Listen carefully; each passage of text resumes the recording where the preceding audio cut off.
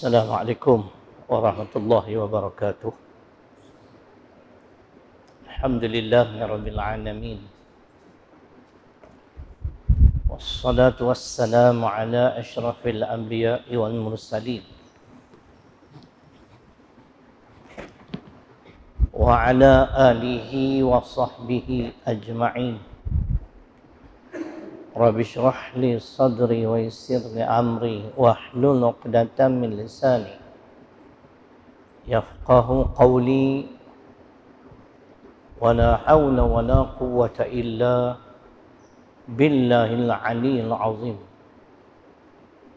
Yang dihormati Tuan Imam serta seluruh ahli jawatan kuasa Masjid Al-Majaya, seterusnya muslimin dan muslimat yang dirahmati Allah Subhanahu wa taala. Allah Subhanahu wa taala berfirman di dalam surah Ali Imran pada ayat ke-19. A'udzu billahi minasyaitonir rajim. Innad dina 'indallahil Islam. Sadaqallahul azim, yang bermaksud sesungguhnya agama yang benar lagi diredai di sisi Allah hanyalah Islam. Di dalam surah Al-Maidah di pertengahan ayat yang ketiga, Allah mengulangi sekali lagi tentang agama Islam, satu-satu agama yang diredai oleh Allah. Al-yawma akmaltu lakum dinakum wa atmamtu alaikum ni'mati wa raditu lakumul Islam madina. Yang bermaksud, pada hari ini telah kami sempurnakan bagi kamu agama kamu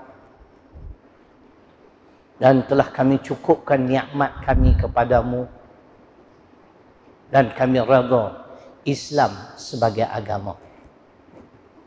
Muslimin dan muslimat yang dirahmati Allah Subhanahu wa taala.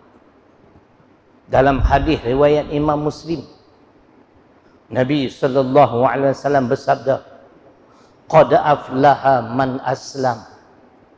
Sesungguhnya beruntunglah, yakni sesiapa yang Islam. Orang Islam tetap beruntung. Selama mana Islam dan imannya tidak rosak, dia tetap beruntung. Tetapi yang bukan Islam, kafir, baik macam mana, jujur macam mana pun, dia rugi. Itu kena faham kelebihan orang Islam. Jadi insyaAllah pada malam ni, cuma saya tadi tak dan dengar pengumuman apa dia kata tadi, ada baca surah Al-Mulk kah malam ni? Yang buat pengumuman tadi ada baca suratul Mulk kah? Lepas ceramah ke lepas sembahyang Isyak?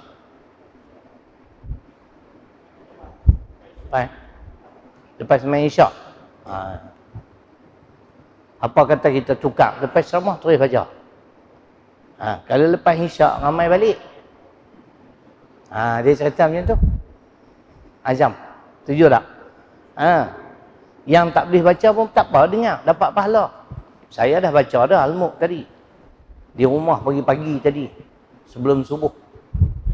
Dia tak apalah, baca 2 kali pun tak ada rugi apa, kan? Nampak macam tak setuju pun. Tak setuju, yang terbaik terus ada baca langsung. Tak, sat lagi lepas habis ceramah terus baca. Lepas tu baru sembahyang. Macam tu boleh lah. Boleh kan? Tuan Haji kita kata tak apa, lepas ceramah terus saya jadi tekong, boleh Tuan Imam? Saya jadi tekong. Baik. Jadi terima kasih di atas jemputan pada malam ini. Dan insya-Allah kalau tak salah saya, saudara Zakaria kata Ramadan pun ada di sini. Minggu ketiga. Kena confirm balik.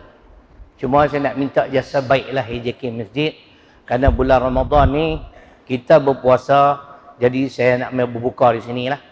Kalau daripada rumah memang tak ada. Sebab Almajaya ni dia lebih kurang hujung dunia ke. Lebih kurang lah, tapi taklah hujung sangat kan. Jadi macam tu. Jadi insyaAllah nah. Baik.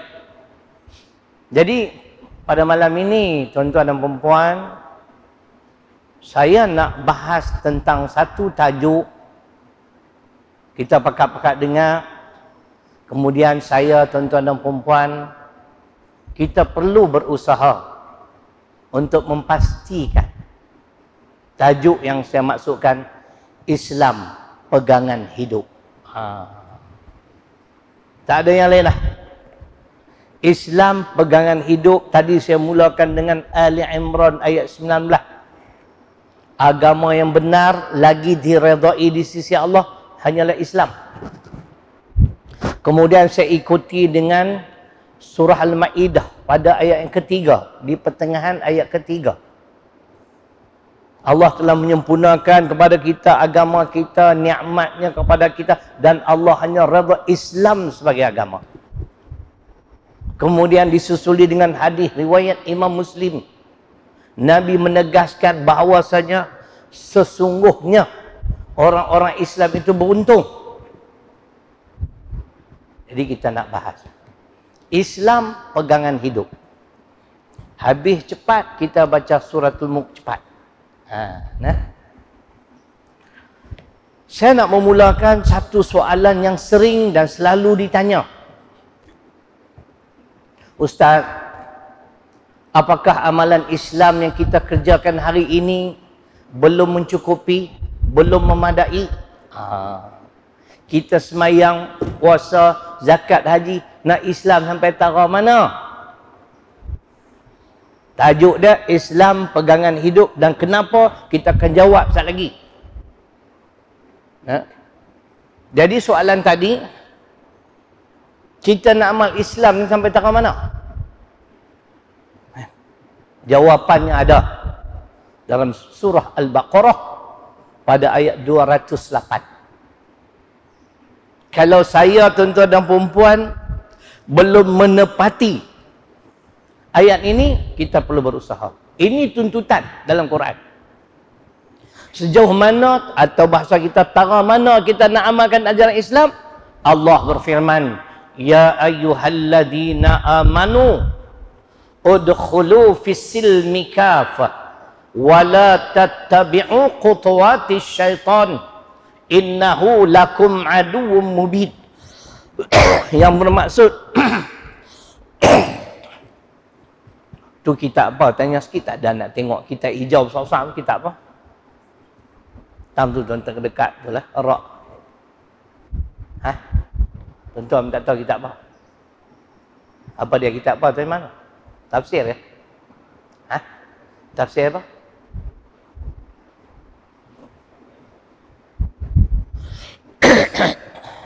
Siapa muda mengkit Ustaz, tengok Ustaz, tafsir apa abang Azal lu?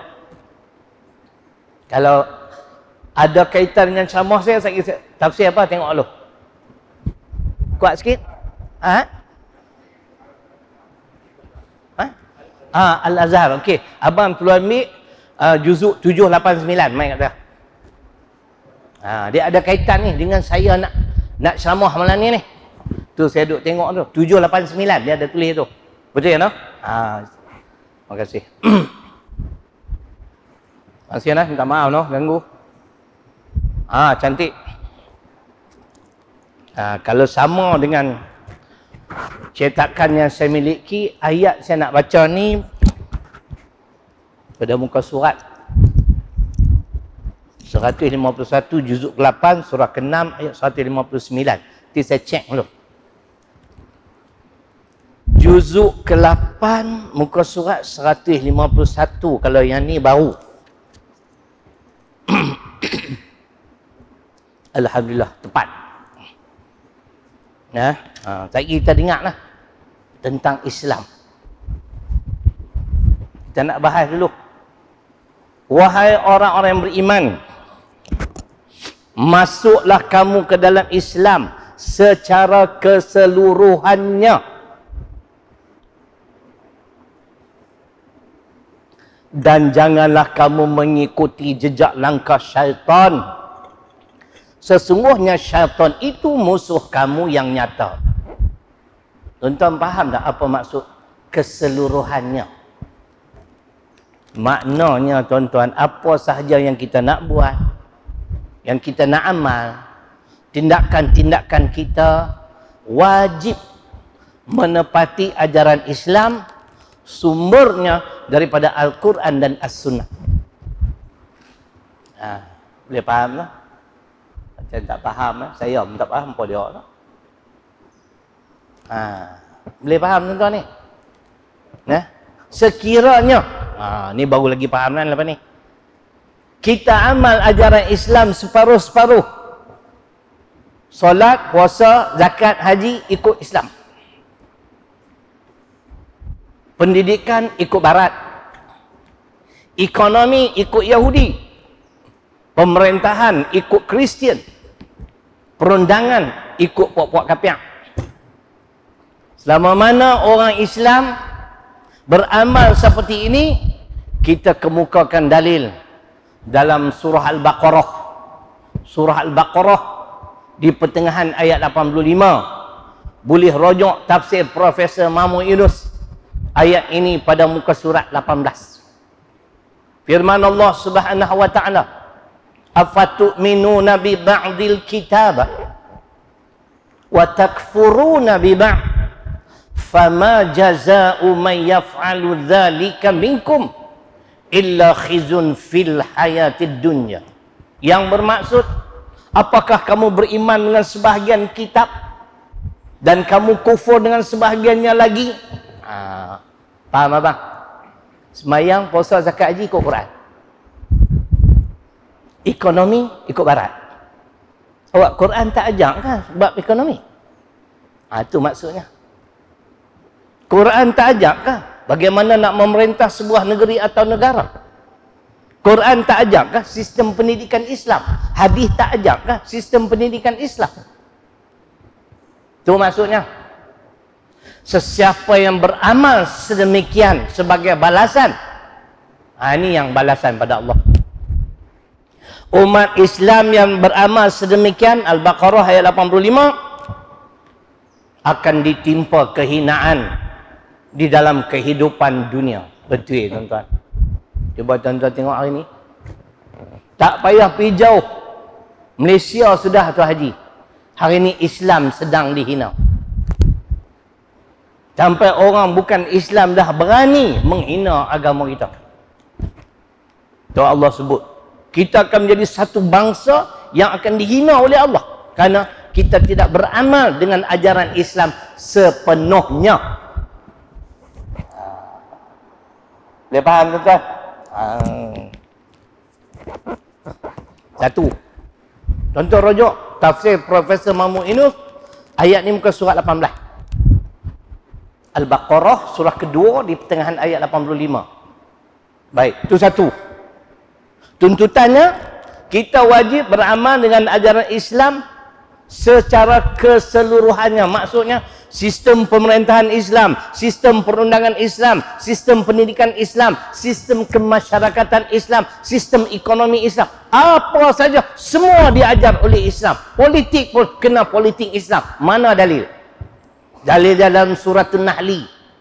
Surah ke-16. Tafsir Dr. Hamka ni adalah uraian yang saya nak sebut ni. Ayat 89. Wa nazzalna 'alaikal kitab tibyana likulli syai'. Allah sebut.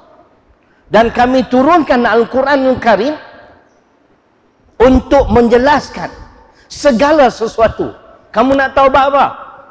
Abang nak tahu bab apa? Ekonomi. Mungkin saya tak boleh ingat. Mai rumah saya. Saya ada indeks Al-Quran, Tuan Imam. Bab kenegaraan, bab ekonomi, bab perbatasan negara, semua ada dalam Quran. Bab pendidikan, bab kemasyarakatan, negara Islam. Allahu Akbar tuan-tuan. Kita orang Islam tak yakin dengan ajaran kita. Ni yang saya nak baca ni, tak pergi tuan-tuan ingat. Tu saya tengok macam tafsir Dr. Hamka sedap kat aku malam ni. Sebab bila kita sebut ada kitab, siapa nak petikan? Alhamdulillah saya sebut muka surat betul tuan-tuan. Nah, surah ke-6 ayat 159, juzuk ke-8 muka surat 151, sebab yang ni cetakan baru. Kalau cetakan lama muka surat 182. Rumah saya ada baru dan lama. Nah, boleh. Boleh Pak Din lah. Tu. Kita akan dihina oleh Allah. Hari ini kita sedang melalui proses penghinaan. Orang kafir hina, orang Islam hina agama dia. Allah. Tuh.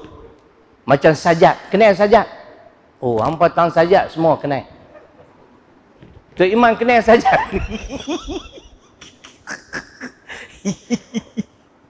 Sajat ni dia menghina Islam.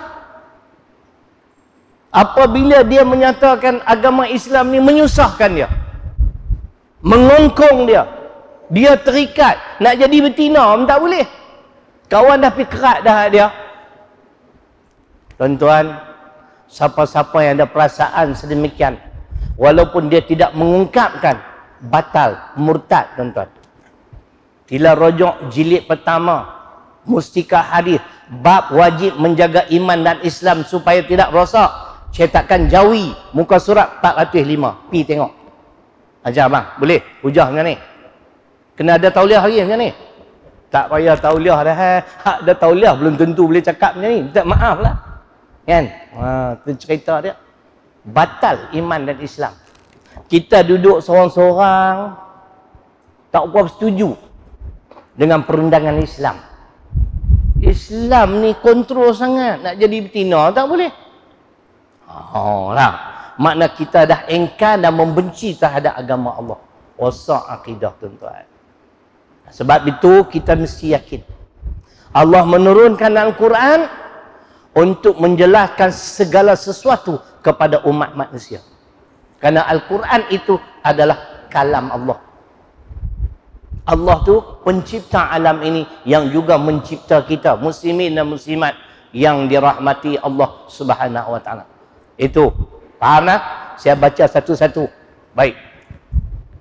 Tuntutan terhadap kita, kalau kita merasakan kita orang beriman, kita wajib beramal dengan ajaran Islam sepenuhnya.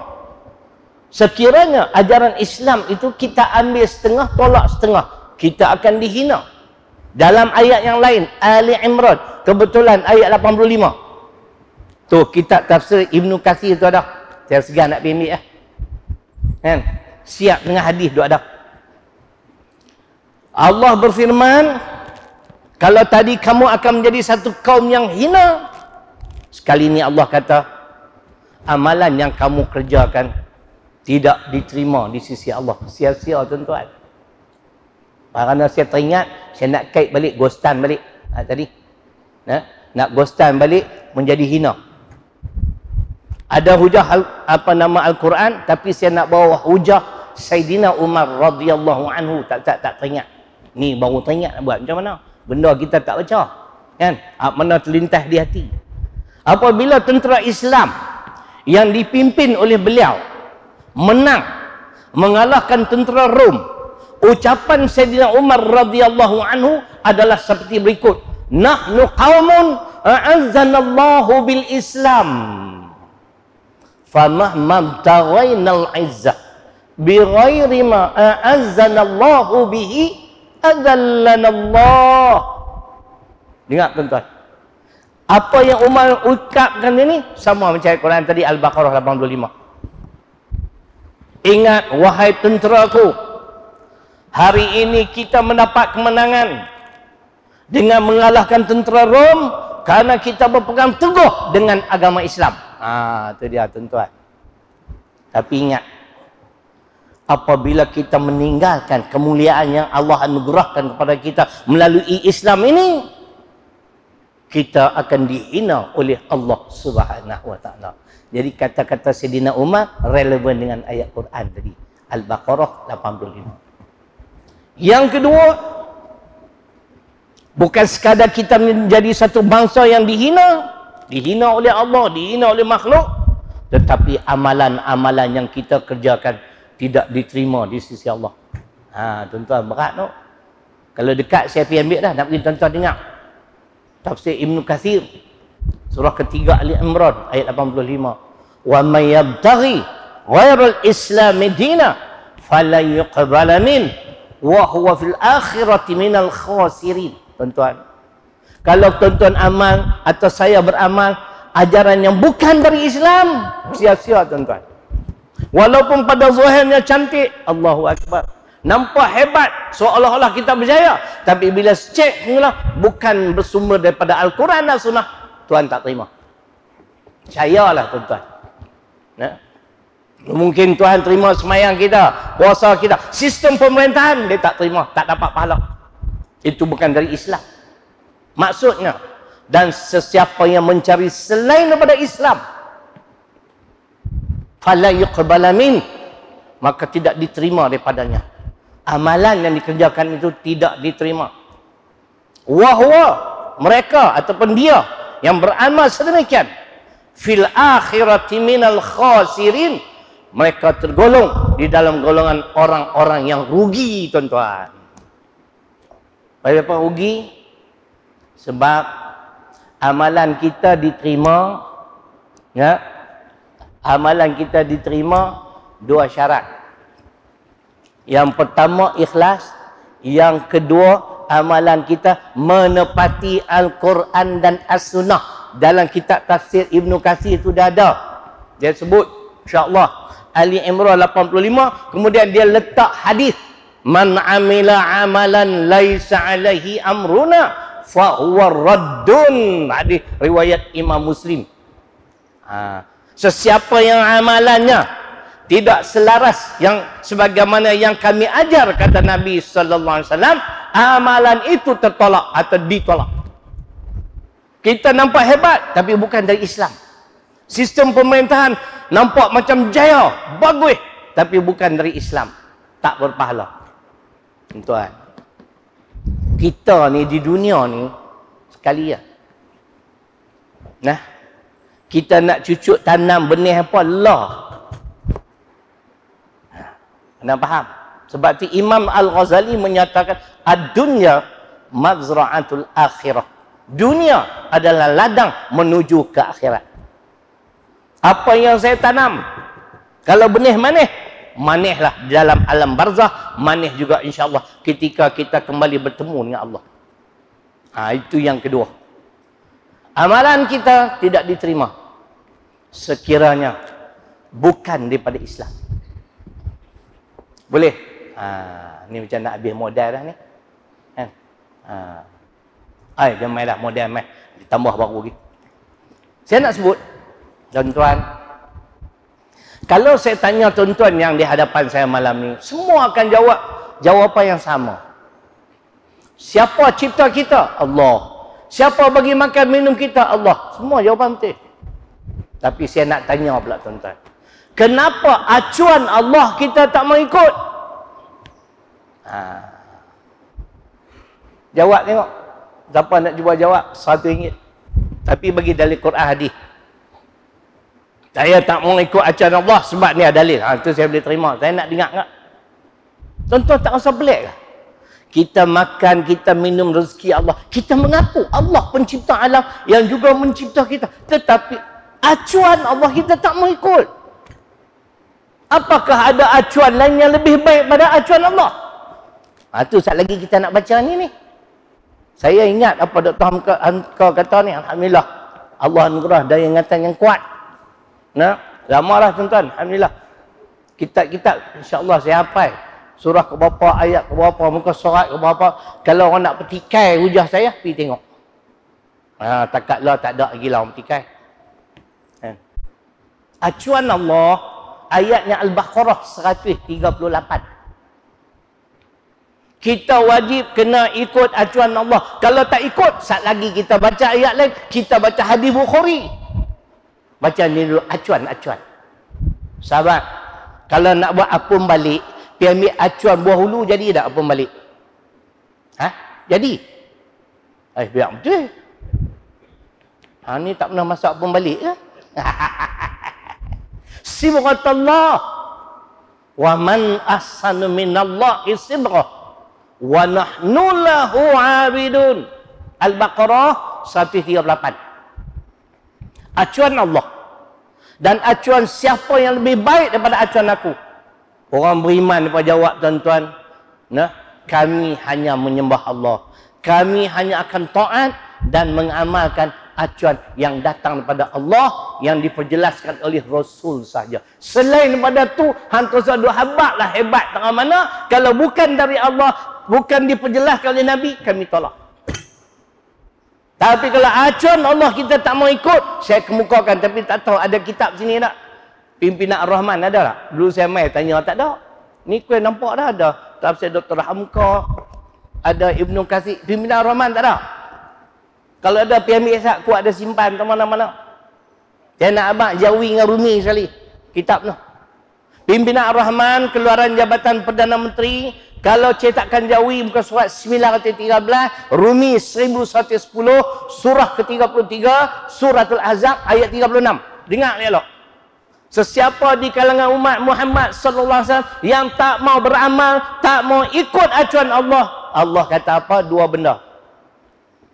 Wa ma kana lil mu'minin wala mu'minatin idza qadallahu wa rasuluhu amra ayyakuna lahumul khiyaratu min amrihim wa man ya'sillaha wa rasulahu faqad dhalla dhalalan mubina. Tu dia dalil dia. Maksudnya tidak harus, mana tidak boleh seorang lelaki yang beriman dan juga seorang perempuan yang beriman, apabila Allah dan Rasul telah menetapkan, yakni di dalam kehidupan mereka ada ketetapan daripada Allah yang diterangkan oleh Rasul, lalu mereka mencari yang lain, tak mau ikut acuan Allah. Allah kata orang macam ni, mereka ini derhaka dan sesat dengan kesesatan yang nyata. Jadi tu duk sembang kari lah. Siapa-siapa tak mau ikut Quran hadis, confirm sesat. Tak kira siapa yang jadi kerajaan. Tu senang ya. Muka surat 913 Jawi, 1110 Rumi. Pimpinan Ar-Rahman. Tuan Imam balik cek tengok. Kita baca hadis pula. Hadis ni hadis ke-7. Muqaddimah mustika hadis keluaran Jabatan Perdana Menteri. Untuk kaitkan dengan ayat Al-Ahzab 36. Nabi bersabda pula, kullu ummati yadkhuluna al-jannah illa man aba. Qalu ya Rasulullah wa man ya'ba? Qala man ata'ani dakhala al-jannah wa man asani faqad aba. Ada dalil Quran, ada dalil hadis. Ni dalil hadis tu Imam Bukhari. Hadis ke-7, muqaddimah mustika hadis. Tu Imam nak cari senang, ustaz ni dia abak ke semua? Ustaz ni dia rakam apa benda ni no? Man. Nah. Dengar elok.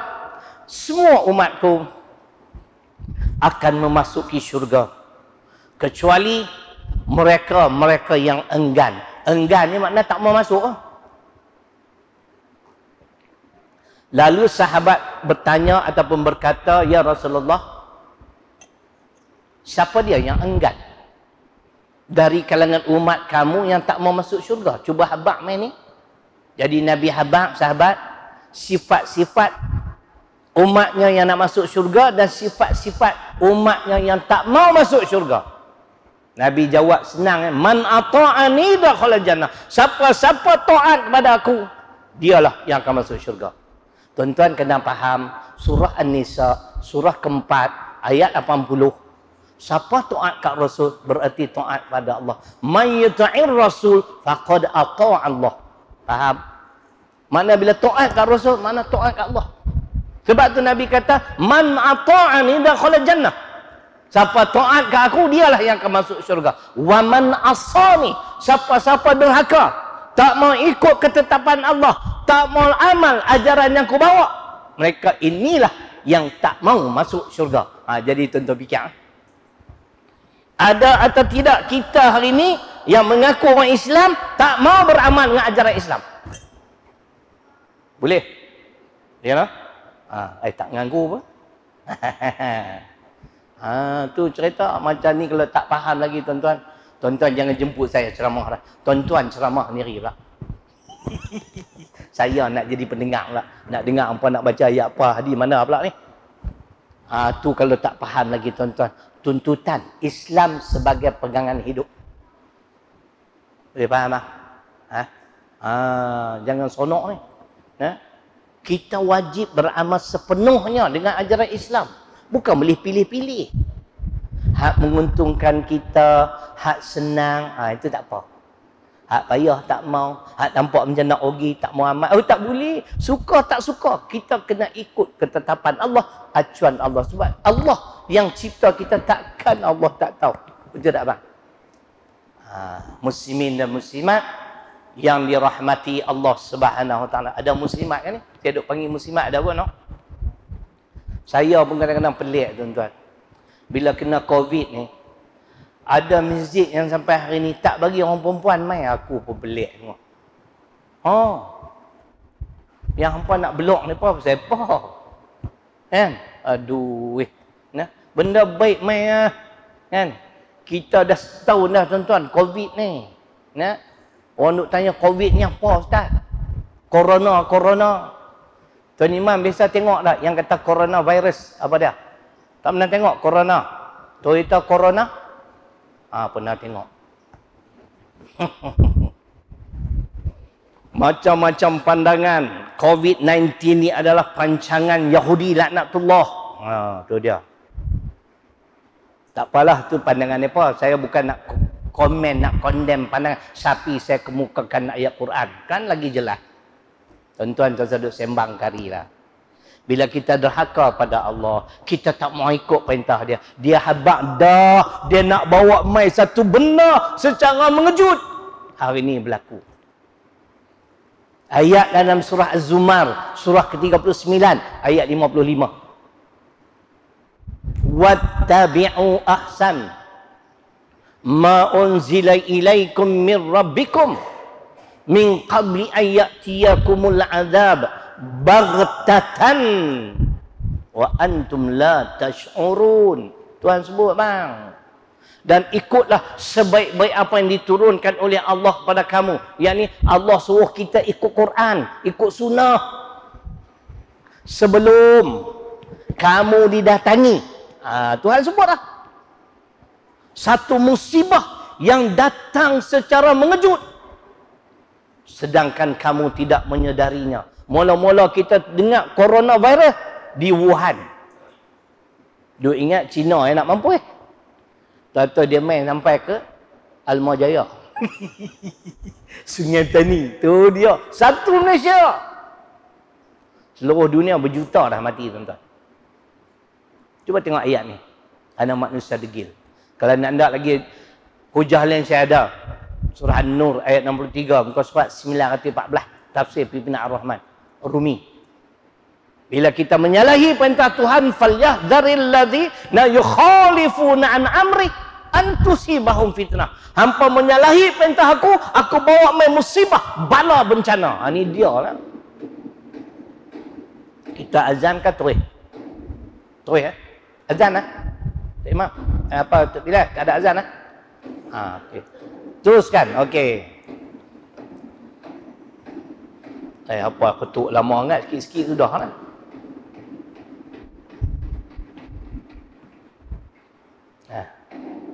Jadi bagi saya tetap berpegang coronavirus adalah musibah, adalah bala bencana pada Allah.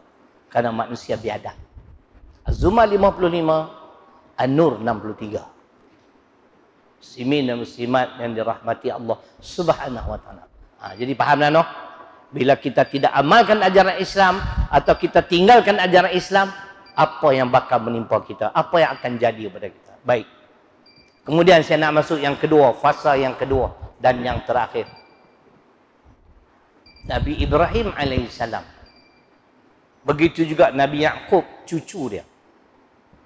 Ketika kedua-dua dah buka ni lupa dah. Lupa. Tengok tuan-tuan. Nah, ni saya letak habis hujah tak sah, saya buat ni. Tuan-tuan dengar elok-elok. Apa Dr. Hamka kata? Orang Islam yang tak yakin dengan ajaran Islam. Dia kata, apabila ada keyakinan, ada ajaran lain untuk mengatur masyarakat yang lebih baik dari Islam, maka kafirlah orangnya walaupun dia masih semayang. Tu saya sebut. Cuba kita dengar pula, sama tak agak-agak lah. Apabila ada keyakinan, dia kata, bahawa ada ajaran lain untuk mengatur masyarakat yang lebih baik dari Islam, kafirlah orangnya walaupun dia masih semayang. Tu imam dengar. Semayang tungguin terbalik tapi tak yakin dengan ajaran Islam, kafir. Tuan-tuan duduk sembang karilah. Juzuk ke-8, muka surat 151, ayat yang beliau tafsir, ayat 159, surah Al-An'am, surah yang ke-6. Boleh? Kemana? Tu dia. Ni baru orang faham Islam. Nah, boleh abang? Nampak renung jauh? Tu cerita dia. Kita masuk fasa kedua. Nabi Ibrahim dengan Nabi Yaqub, cucu dia, ketika di ambang maut, Allah rakamkan kisah kedua-dua insan pilihan ini dalam surah Al-Baqarah ayat 132. Wa wassa biha Ibrahimu banihi wa Yaqub ya bani innallaha astafa lakumuddin fala tamutunna illa wa antum muslimun. Tu dia Pak ya.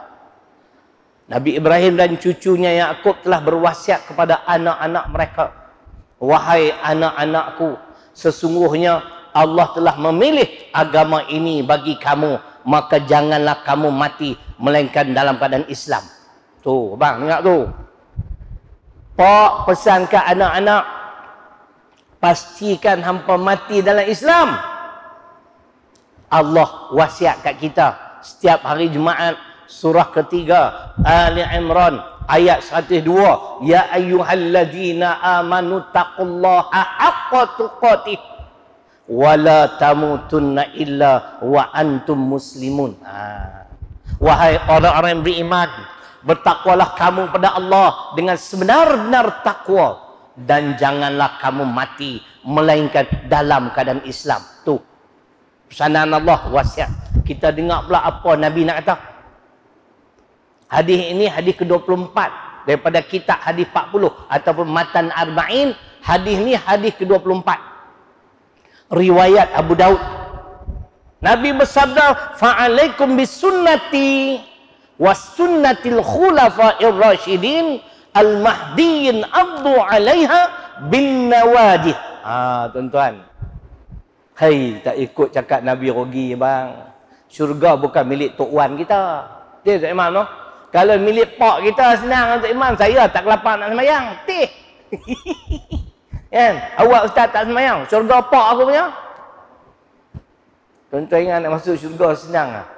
Tengok Al-Baqarah 214, tengok Ali Imran 142, bukan senang bang. Hak bercakap ni pun tidak dijamin syurga. Apa maksud hadis? Maka berpegang teguhlah kamu kepada sunnahku. Sunnah ni makna kita nak bagi orang senang faham. Nah, undang-undang dan peraturan yang diajar oleh Nabi. Dan sunnah para sahabat tu yang mendapat petunjuk daripada Allah. Kemudian Nabi kata apa? Dan gigitlah dengan gigi geraham kamu. Apa bang? Gigi geraham bang ada tak? Kalau tak ada, kunyah daging memang tak lumat. Tak? Gigi geraham ni tuan-tuan, kuat ni. Makna Nabi suruh kita pegang kuat-kuat dengan Islam. Mungkin masyarakat membenci apa yang kita buat. Mungkin kaum keluarga kita menyisihkan kita. Macam saya pernah kena dulu lah. Tapi saya tetap dengan Islam. Hari ni nampak-nampak dia dah boleh terima dah. Kita takkan berganjal. Allah bagi peluang pula, alhamdulillah. Orang yang dahulu satu ketika dulu jahil, kini mentadbir mengurus sebuah tahfiz yang telah melahirkan hampir-hampir 130 orang penghafaz Quran dalam tempoh 12 tahun. Yang cemerlang dalam SPM 9A pada 7A pada. Alhamdulillah. Kita ada sekolah rendah kita ada menengah perempuan, kita ada menengah lelaki. Ni, Tok Syekh ni one man show. Seorang-seorang duk cari dana sini kan. Rata, tebal muka, minta sumbangan. Jangan buat tak nampak. Tabung aku ada belakang tu. Nak bang tu lah kot lagi hampa tak nampak. Hampa ni kau boleh kira. Kan? Tak lagi lalu depan tabung senyum. Senyum lah. Tak masuk. Senyum tu sedekah. Jam. No, duk buat bangunan besar tu. Kompleks. Bangunan yang ketujuh. Dah ada 6 buah bangunan. Ni yang paling besar. 2.2 juta. Dah belanja hampir 600,000. Saya syukur kepada Allah. Allah bagi peluang, Allah pilih saya. Bukan sekadar mentadbir. Berdakwah pula tu. Allah. Dalam ramai-ramai Allah pilih saya. Syukur Allah. Saya nak balas balik jasa Allah. Kan? Sebab tu bila kita berdakwah, kita bagi orang faham. Cakap ada sandaran. Jangan takut pada mana-mana pihak. Itu prinsip yang saya pegang daripada dulu sampailah. Dulu lagi singai Tok Imam.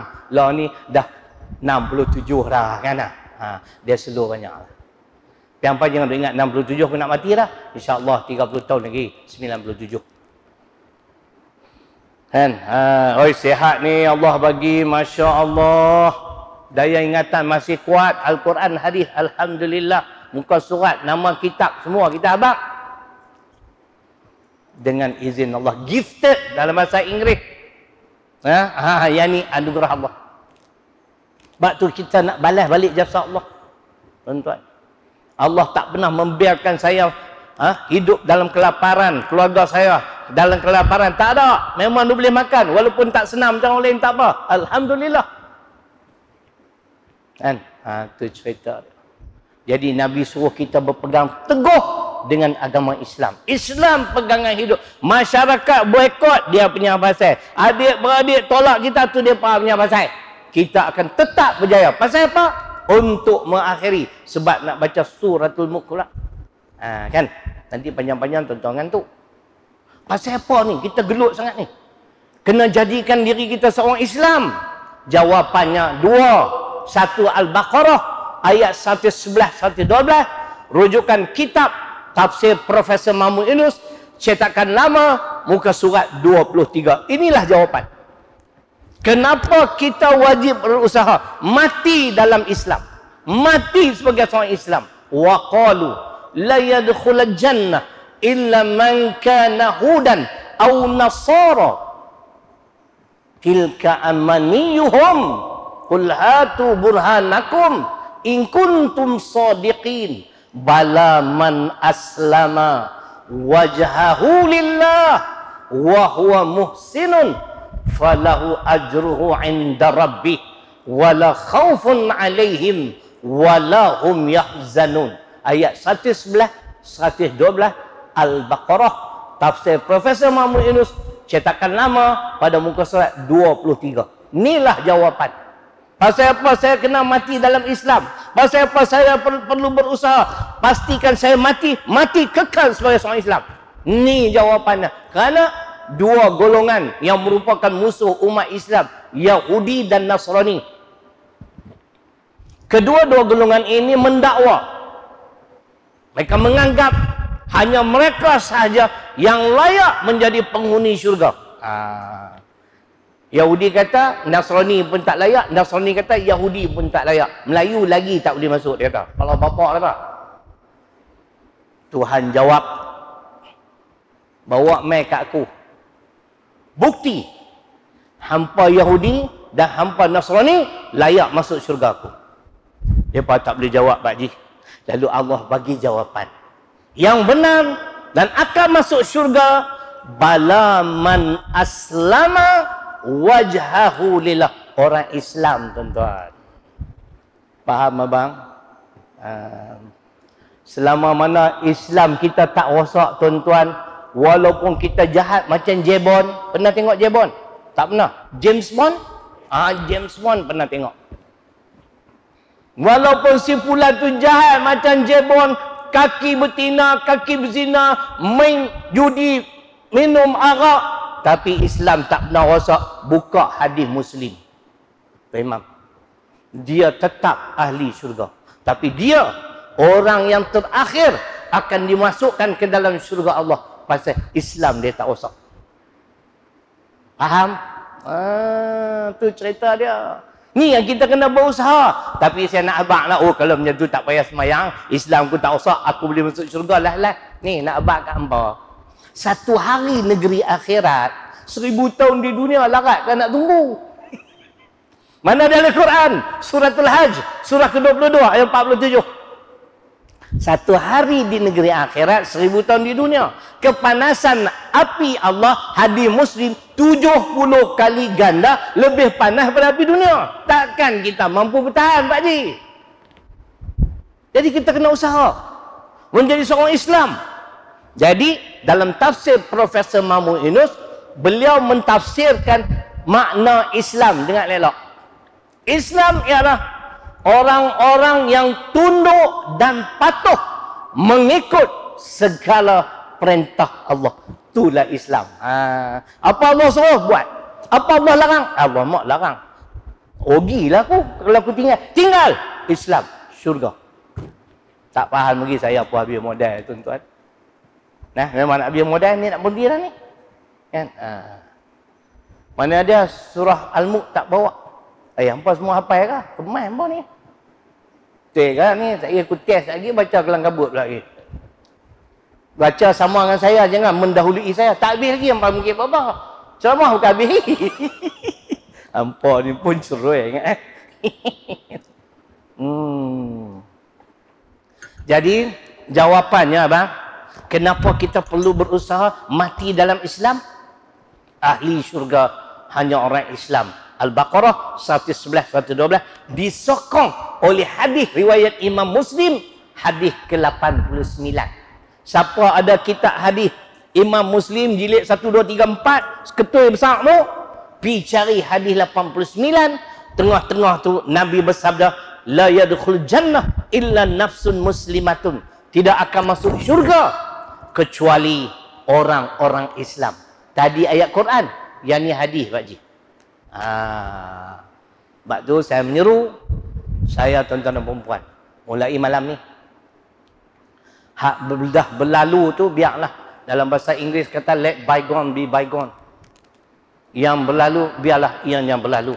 Look forward, kita tengok ke depan. Allah masih beri peluang kita, masih bernafas, masih hidup. We repent, kita bertaubat.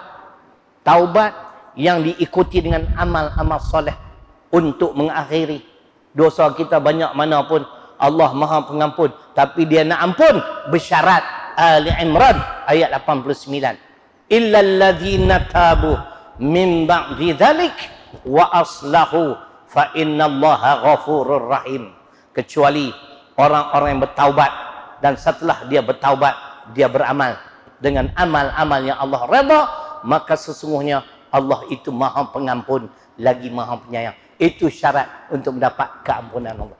Berusahalah saya, tuan-tuan dan perempuan semua, supaya kita pastikan kita mati dalam keadaan Islam, dan Islam pegangan hidup kita insya-Allah hingga ke akhir hayat. Boleh tuan-tuan? Jadi saya nak bagi salam dulu, sekejap kita baca kan. Jadi sebelum kita baca Al-Mulk, terima kasih pada AJK. Kalau tuan-tuan rasa nak menyumbang RM1 tabung tu ada, flyer pun ada. Dan di luar sana ada barang-barang saya bawa. Abang, barang yang paling bagus saya bawa malam ni, paling sedap, peyek. Tahu peyek? Hampa tak beli, hampa akan menyesal selama-lamanya. Sedap, bukan tekat sedap, sedap bahang. Nah, sekejap pakai tengoklah apa tuan-tuan boleh. Jadi terima kasih. Ribuan kemaafan, terkasar bahasa dan sebagainya. Aqulu qawli hadha wa astaghfirullahaladzim li wa lakum. Assalamualaikum warahmatullahi wabarakatuh.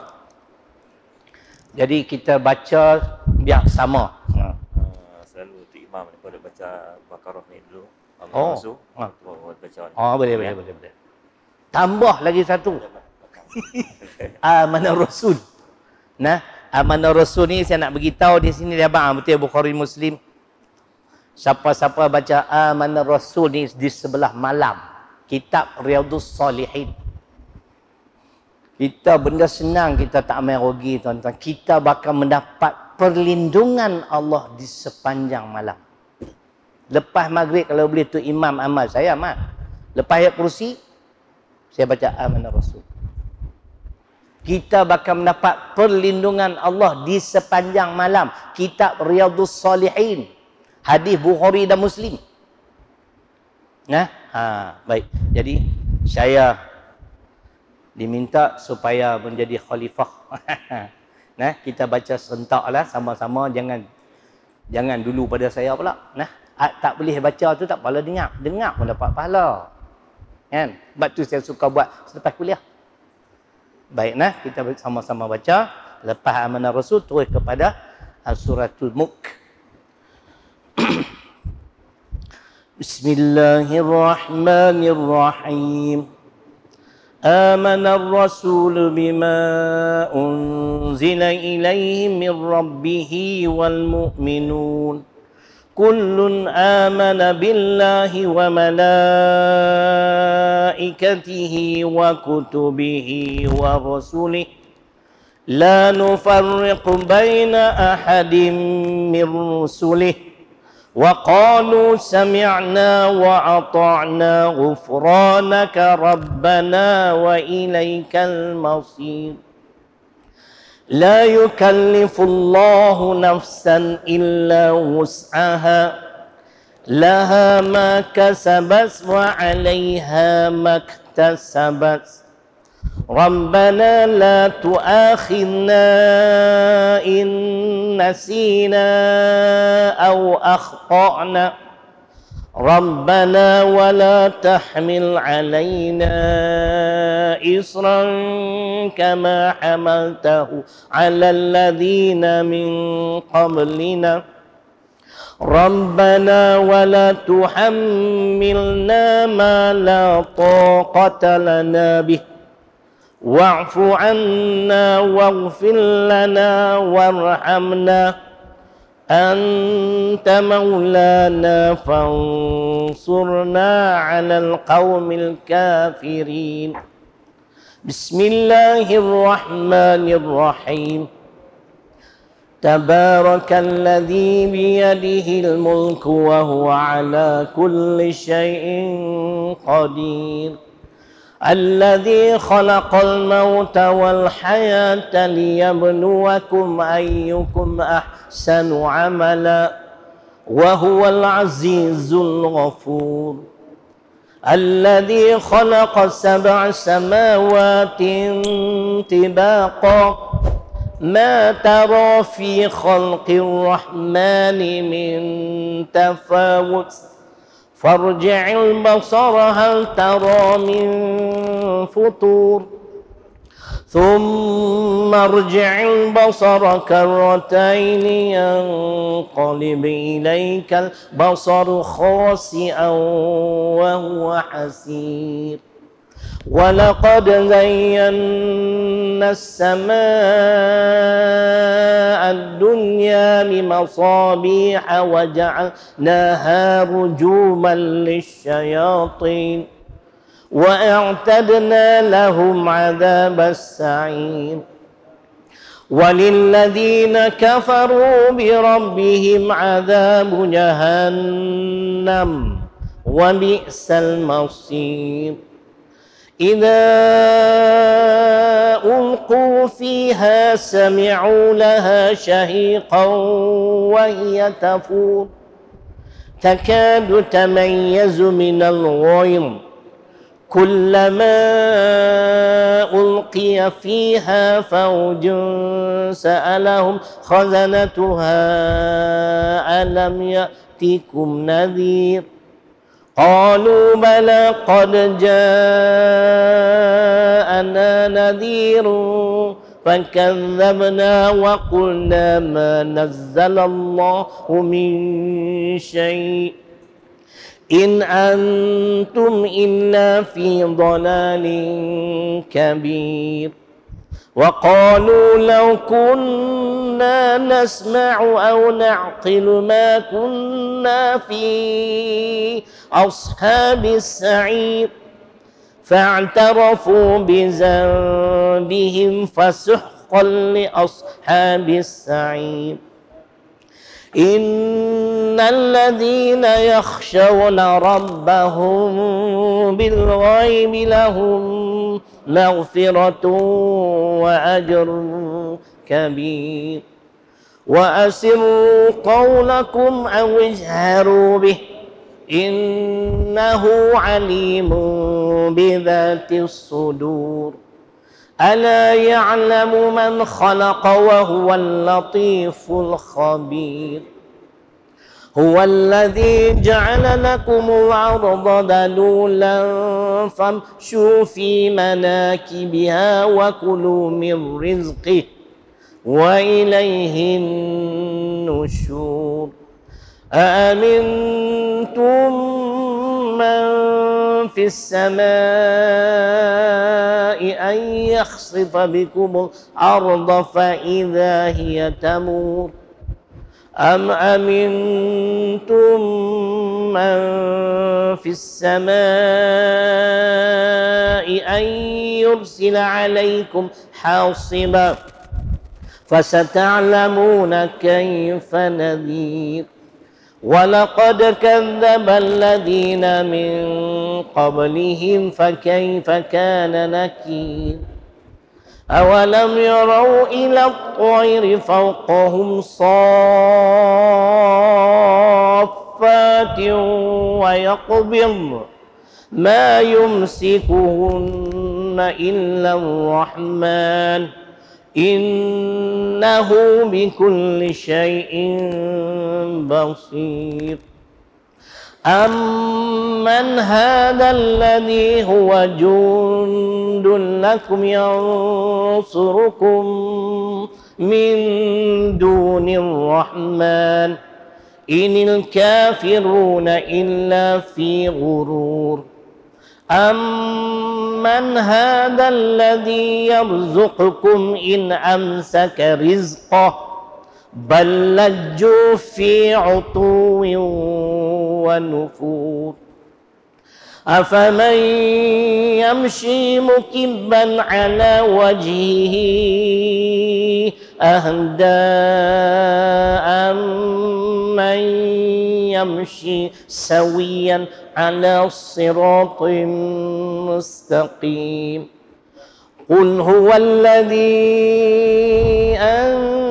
أنشأكم وجعل لكم السمع والأبصار والأفئدة قليلا ما تشكرون قل هو الذي ذرأكم في الأرض وإليه تحشرون ويقولون متى هذا الوعد إن كنتم صادقين قل إنما العلم عند الله وإنما أنا نذير مبين فلما رأوه زلفة سيئت وجوه الذين كفروا وقيل هذا الذي كنتم به تدعون قل أرأيتم إن أهلكني الله ومن معي أو رحمنا فمن يجير الكافرين من عذاب أليم قل هو الرحمن آمنا به وعليه توكلنا فستعلمون من هو في ضلال مبين قل أرأيتم إن أصبح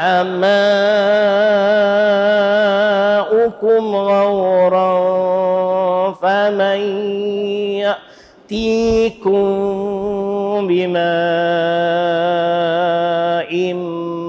معين صدق الله العظيم.